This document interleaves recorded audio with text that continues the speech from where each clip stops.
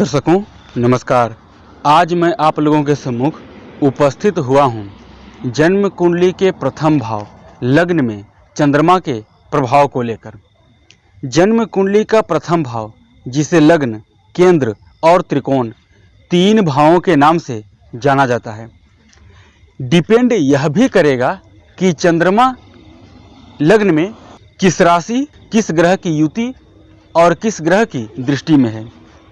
मैं यहाँ पर चंद्रमा का फल न तो किसी राशि और न ही किसी लग्न विशेष को ध्यान में रखकर फलादेश कर रहा हूँ। केवल चंद्रमा जब लग्न में बैठेगा तो क्या फल देगा, केवल मैं इसकी जानकारी दूंगा।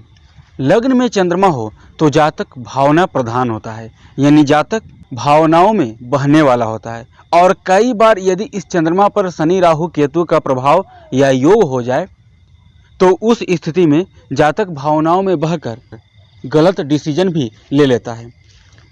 चंद्रमा लग्न में हो तो जातक सुंदर होता है।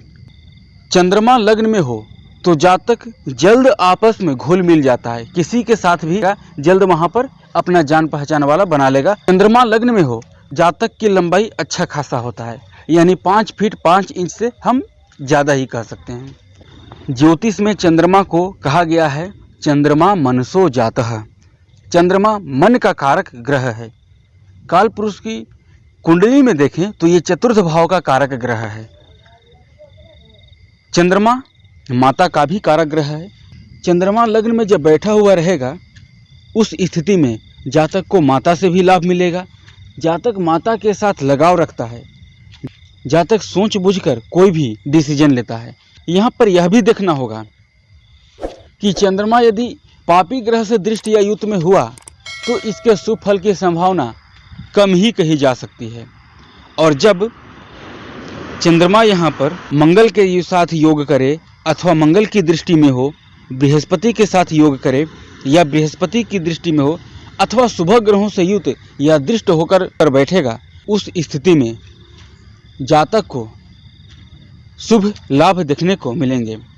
जनरली चंद्रमा यहाँ पर नकारात्मक फल नहीं करता, ये आपको एक बात ध्यान में रखना है।